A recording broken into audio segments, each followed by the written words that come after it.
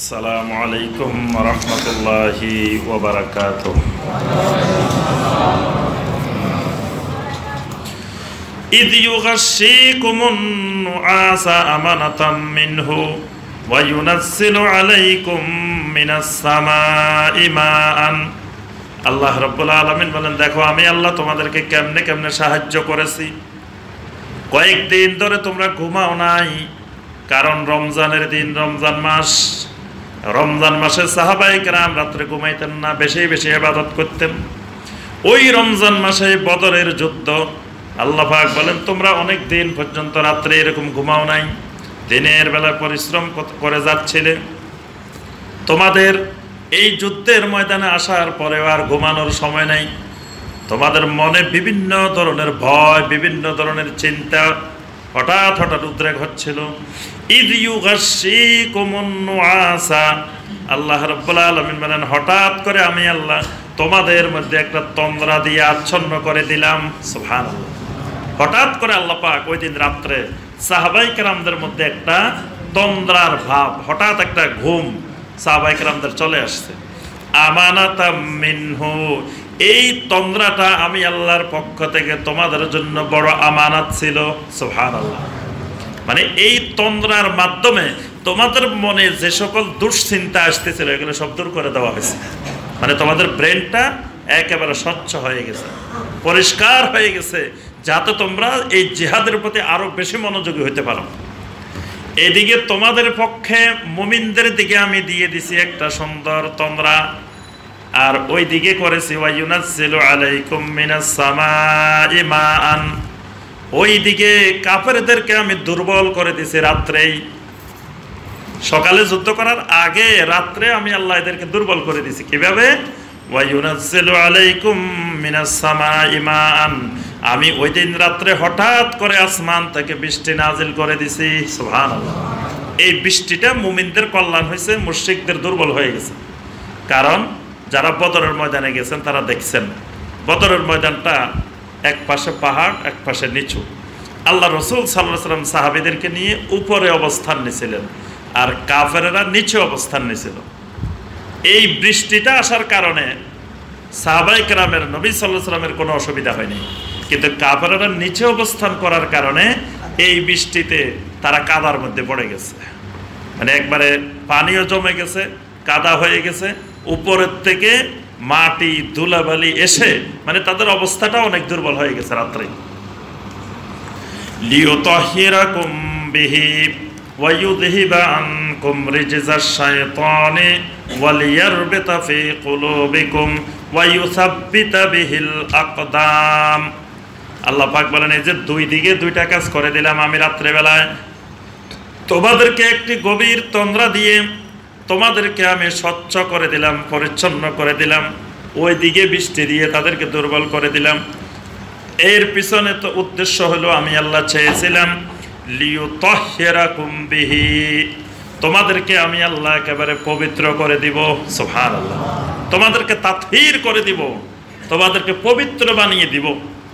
পবিত্র বানিয়ে দিব মানে তোমাদেরও পানির কিছু দরকার ছিল, পানি তোমাদেরও দরকার, কারণ তোমাদের ওযু করা লাগবে, খাওয়া লাগবে, তোমাদের অনেক পানির দরকার ছিল। তাহলে কিছু বৃষ্টি না হইলে তোমরা পানি পাইতা কোথায়? তোমরা তো উপরে, তো উপরে তোমাদের পানির দরকার ছিল, এই জন্য রাত্রে বৃষ্টি দিয়ে দিছি। আল্লাহ রাসূল সাল্লাল্লাহু আলাইহি ওয়াসাল্লাম সাহাবীদেরকে বললেন তোমরা একবারে পাতে যা আছে সবগুলোর মধ্যে পানি ভর্তি করে রাখো, কারণ আমরা কয়দিন থাকা লাগে না, কয়দিন থাকা লাগে তো ঠিক নেই, তাহলে এখানে পানির দরকার হবে। আল্লাহ পাক রাত্রে পানির ব্যবস্থা করেছেন। এই জন্য আল্লাহ বলছেন লিয়ুতাহহিরাকুম বিহি, এর মাধ্যমে আমি আল্লাহ তোমাদেরকে পবিত্র রাখার ইচ্ছা করেছি। ওয়া ইউযহিবা আনকুম রিজজাশ শাইতান, তোমাদের ভিতর থেকে শয়তানের কোনো অংশ থাকলে সেটা আমি আল্লাহ দূর করে দিলাম। সুবহানাল্লাহ।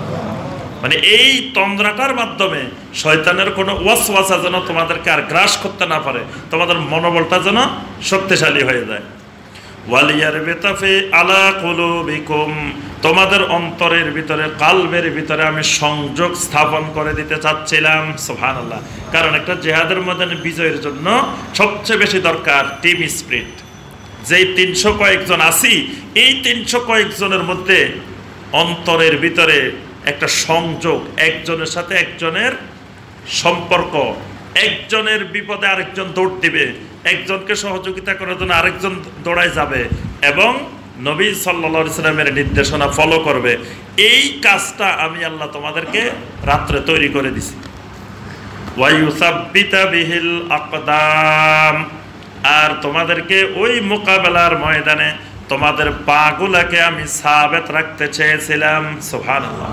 কারণ জিহাদের ময়দানে পা সাবেত থাকে না। দেখবেন বিপদের মধ্যে পড়লে তখন মানুষের পা নড়াচড়া করে, পা মাটিতে আর স্থির থাকে না। জিহাদের ময়দানে মানুষের পা মাটিতে স্থির থাকে না। এই জন্য আল্লাহর কাছে আল্লাহ পাক কোরআনে কারিমে অনেক দোয়া শিখাইছেন, ওয়াসাব্বিত আকদামানা, হে আল্লাহ আমাদের কদমগুলাকে, পাগুলাকে তুমি সাবেত রাখিও। তা আল্লাহ পাক এখানে বলছেন ওয়ায়ুসাব্বিতা বিহিল আকদাম, তোমাদের পাগুলাকে আমি আল্লাহ যেন দৃঢ় রাখতে পারি সেই ব্যবস্থাপনা আমি করে দিলাম। সুবহানাল্লাহ। ইদ ইউহি রাব্বুকা ইলাল মালাইকাতি আন্নী মাআকুম, যখন শুরু হয়ে গেল এইদিকে সকালবেলা যুদ্ধ, যখন যুদ্ধ আরম্ভ হয়ে গেল, ইজ ইউহি রাব্বুকা ইলাল মালাইকাতি আন্নী মাআকুম, তোমার রব ফেরেশতাদেরকে, মালাইকাদেরকে ওহী করে দিলেন, আন্নী মাআকুম, আমি তোমাদের সাথে আছি। সুবহানাল্লাহ। আমি তোমাদের, তার অর্থ কি আল্লাহ মনে হয় বদরের নিচে নামে চলে এসছে নাকি? কেউ সাথে আছে বললে মানুষ মনে করে যে আল্লাহ মনে হয় আমার সাথে সাথেই আছে, আমি যেদিকে যাই আল্লাহ এদিকে যায়।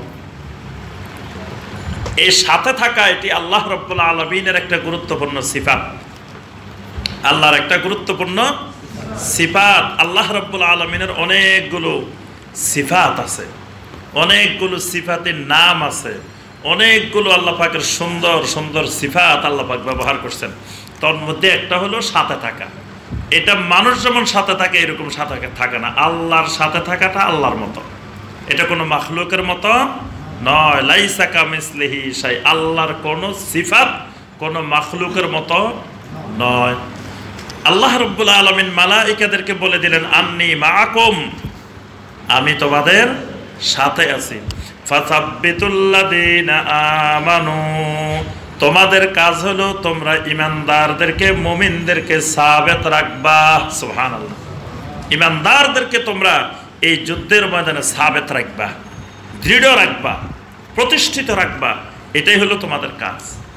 সাউলকি ফি কুলুবিল্লাযীনা কাফারুর রুবা, অতি শীঘ্র আমি কাফেরদের অন্তরে একটা ভয় তৈরি করে দিব। আল্লাহু আকবার।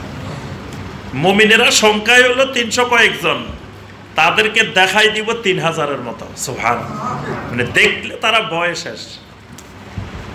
এটাই আল্লাহ বলছেন আমি অতি শীঘ্র তাড়াতাড়ি ওদের অন্তরের ভিতরে ভয় তৈরি করে দিব। দেখবেন অন্তরের ভয় হইলে কেউ কিছু আর করতে পারে না। আপনিও যখন দেখবেন কিছু বলতে দেওয়া হবে, অনেক কিছু জানেন, আপনার ভিতরে যদি ভয় থাকে বলতে পারবেন না, ভয়ে বন্ধ হয়ে যাবে। আর ভয় না থাকলে আপনি অভ্যাস হইলে কিছু বলতে পারবেন। আল্লাহ রাব্বুল আলামিন নবী সাল্লাল্লাহু আলাইহি সাল্লামকে এই মুআজিজাটা দিবেন। আল্লাহ রাসূল সাল্লাল্লাহু আলাইহি সাল্লাম বলেন আমাকে আল্লাহ পাক এই মহা মুআজিজাটা, আয়াতটা, বায়ানাতটা দিবেন যে আমি থাকি মদিনায়, হাজার হাজার মাইল দূরে যারা আমার থেকে অবস্থান করে তারাও আমার ভয়ে থরথর করে কাঁপে। রোম, সে পারস্য, সে সুদূর অনেক দেশ, সেই দেশে থাকি আমি, মদিনা থাকি, আমার ওখানে আক্রমণ করার মতো, ওদেরকে কিছু করার মতো এরকম বাহ্যিক কোনো সামর্থ্য নাই, কিন্তু তারা আমার নাম শুনলে ভয়ে কাঁপতে থাকে।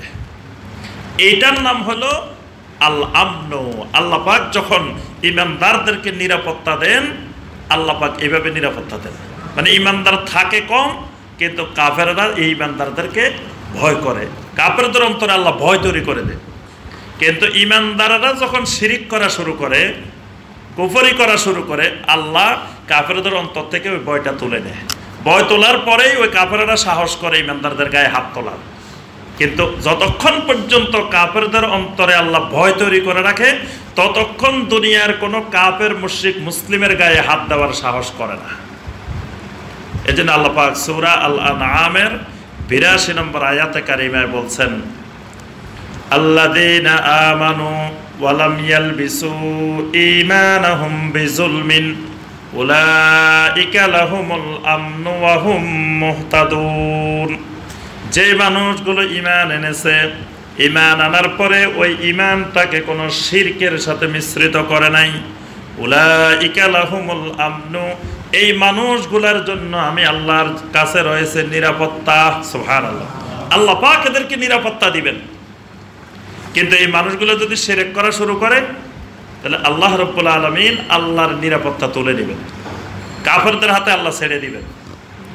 পৃথিবীতে যতদিন ইমানদাররা শিরক করে নাই, শিরক মুক্ত তাওহীদি ঈমানের অধিকারী ছিল, ততদিন সারা পৃথিবীতে মুসলিমদেরকে সবাই ভয় করত। আর যখনই মুসলিমেরা আস্তে আস্তে শিরকের দিকে যাওয়া শুরু করছে, শিরক করা শুরু করছে, এখন পৃথিবীতে সবচাইতে নির্যাতিত মাজলুম হলো মুসলিমেরা। পৃথিবীর যেখানে নির্যাতিত, যেখানে মার খাচ্ছে, খবর নিলে কারা? মুসলিমেরা। সব জাতির হাতে মুসলিমেরা মার খায়। কারণ কি? মুসলিম শিরিক করা শুরু করছে। তাদের তাওহীদি শক্তি, মুসলিমের মূল পাওয়ার শক্তিটা হলো ঈমান। তো ওই ঈমানকে দুর্বল করে দে শিরক, ঈমানটাকে নষ্ট করে দে শিরক। যখনই শিরক করা শুরু করে, তখন আল্লাহ পাক আল্লাহর নিরাপত্তাটা তুলে নেন, আল্লাহ পাক কাফেরদের হাতে ছেড়ে দেন। ওই যেহেতু তোমাদেরও লোকনাথ দরকার, তো লোকনাথেরাই তোমাদেরকে পিটাক। যেহেতু তাদের লোকনাথ তোমাদেরও দরকার, তাদের জাতে আনোয়ার তোমাদেরও দরকার, তো এখন আল্লাহ আর নিরাপত্তা রাখেন না, আল্লাহ ওদের হাতে ছেড়ে দেন। আজকে দেখেন মুসলিমেরা, মুসলিম সংস্কৃতি মুসলিম যুবকদের কাছে ভালো লাগে না, মুশরিকের সংস্কৃতি ভালো লাগে, ইহুদির সংস্কৃতি ভালো লাগে, নাসারার সংস্কৃতি ভালো লাগে। এই জন্য আল্লাহ পাক ইহুদি নাসারার হাতে ন্যস্ত করে দিছে। আল্লাহ পাক বলছেন, আল্লাহ রসুল সাল্লাল্লাহু আলাইহি ওয়াসাল্লাম বলছেন, কেউ যদি তাবিজের উপরে নির্ভরশীল হয় তো বুক্কেল ইলাইহি মান তাআল্লাকা তামিমাতান বুক্কেল ইলাইহি, যে তাবিজ ঝুলায় আল্লাহ পাক তাকেও তাবিজের দিকে ন্যস্ত করে দেয়। আল্লাহ পাক তার আর কোনো দায়িত্ব নেন না, মানে সে তাবিজের দিকে ঝুঁকে থাকে। মানে আল্লাহ পাক তাকে শিরকের কবলে ঠেলে দেন, আল্লাহ তাকে আর তাওহীদের উপরে রাখেন না। এজন্য এখানে আল্লাহ পাক বলছেন, আমি অতি শীঘ্র কাফেরদের অন্তরের মধ্যে একটা ভয় তৈরি করে দিব, ভীতি তৈরি করে দিব। ফাদরিবু ফাওকাল আনাক ওয়াদরিবু মিনহুম কুল্লা বানান। আল্লাহ রাব্বুল আলামিন মালায়েকাদেরকে বলে দিলেন, ফেরেশতাদেরকে বলে দিলেন, ফাদরিবু ফাওকাল আনাক, ও আমার ফেরেশতারা, ওই কাফেরদের যে 1000 বাহিনী এখানে আসছে আমার রাসূলের বিরুদ্ধে যুদ্ধ করার জন্য, এদের গাড়ের মধ্যে মারতে থাকো। মারবে কোন জায়গায়? আল্লাহ সেই জায়গা বলে দিয়েছেন, ফাদরিবু ফাওকাল আনাক, এদের গাড়ের মধ্যে প্রহার করতে থাকো, পিটাইতে থাকো। ওয়াদরিবু মিনহুম কুল্লা বানান, এদের প্রত্যেক জোড়া জোড়ায় আঘাত করতে থাকো। এদের শরীরের যতগুলো জোড়া আছে, বানান, বানান মানে জোড়া জোড়া, যেখানে জোড়া আছে, সন্ধি আছে, সংযোগ আছে, এই জায়গাগুলোতে তোমরা পিটাইবা। দেখেন ফেরেশতাদেরকে আল্লাহ পাঠায়, কোন জায়গায় পিটাইবো এটাও আল্লাহ শিখিয়ে দিয়েছেন মালায়েকাদেরকে। সুবহানাল্লাহ। এই জন্য কাফেররা হতবাক হয়ে গেছে বদরের ময়দানে, যে তারা দেখে যে কিছু মানুষ দেখে না, কিন্তু তারা দেখে তাদের জোড়ায় জোড়ায় মানে ব্যথা করতেছে, মানে পিটানো শুরু হয়ে গেছে। কোন দিক থেকে পিটাইতেছে, কে পিটাইতেছে, কিছুই দেখে না। না হয় এত সহজে এই সুসজ্জিত 1000 বাহিনী, ওই যুগের সুসজ্জিত 1000 বাহিনী মানে সহজ বিষয় না, মানে বিশাল এক বাহিনী, যে বাহিনীর বিরুদ্ধে 10,000 এরকম নিরস্ত্র মানুষ বিজয় লাভ করা সম্ভব ছিল না। আল্লাহ রাব্বুল আলামিন এই মালায়েকাদের মাধ্যমে আল্লাহ পাক সাহায্য করে মুমিনদেরকে আল্লাহ পাক বিজয় দান করলেন। এরপর আল্লাহ পাক বলেন, এদেরকে পিটানোটা কেন? যালিকা বিআন্নাহুম শাক্কুল্লাহ ওয়া রাসূলা, কারণ এই মানুষগুলো আল্লাহ এবং আল্লাহর রাসূলের বিরুদ্ধে বিরুদ্ধাচরণ করেছে। আল্লাহ এবং রাসূলের বিরুদ্ধে যুদ্ধ করতে আসছে। এরা মুহাম্মদ সাল্লাল্লাহু আলাইহি ওয়াসাল্লামের বিরুদ্ধে একা যুদ্ধ করতে আসে না। মুহাম্মদ সাল্লাল্লাহু আলাইহি ওয়াসাল্লাম আমার কথা বলে দেখি তার বিরুদ্ধে যুদ্ধ করতে আসছে। তাহলে প্রকারান্তরে তারা আল্লাহর বিরুদ্ধে যুদ্ধ করতে আসছে। তারা কিন্তু সাহাবায়ে কেরামের বিরুদ্ধে আর নবী সাল্লাল্লাহু আলাইহি ওয়াসাল্লামের বিরুদ্ধে যুদ্ধ করতে আসে না। যুদ্ধটা মূলত আল্লাহর বিরুদ্ধে। কারণ এরা দুশমন হয়েছে কেন? আল্লাহর কথা বলার কারণে, আল্লাহর দ্বীনের জন্য। এজন্য আল্লাহ পাক বলেন যালিকা বিআন্নাহুম শাকুল্লাহ ওয়া রাসূলা, এর মূল কারণ হলো এরা আল্লাহ এবং আল্লাহর রাসূলের বিরুদ্ধাচরণ করেছে। ওয়া মান ইউশাকিকিল্লাহ ওয়া রাসূলাহু ফা ইন্নাল্লাহা শাদীদুল ইকাব, যে মানুষ আল্লাহ এবং তার রাসূলের বিরুদ্ধাচরণ করবে আল্লাহ রাব্বুল আলামিন অবশ্যই তাকে কঠিন শাস্তি দিবেন। যেই লোক আল্লাহ এবং তার রাসূলের বিরুদ্ধাচরণ করবে আল্লাহ পাক দুনিয়া আখিরাতে তাকে কঠোর শাস্তি দিবেন। এই শাস্তি দেওয়াটা আল্লাহর দায়িত্ব। যালিকুম ফাযুকুহু ওয়া আন্না লিল কাফিরিনা আযাবান নার, আল্লাহ পাক বলেন এইটাই আমার শাস্তি। ফাযুকুহু, ও মক্কা থেকে আসা মেহমানেরা, মদিনায় এসছো, এই মেহমানদারি গ্রহণ করো, মানে আমার ফেরেশতাদের পিটানির মাধ্যমে মেহমানদারি গ্রহণ করো, এটার স্বাদ নাও, মজা নাও।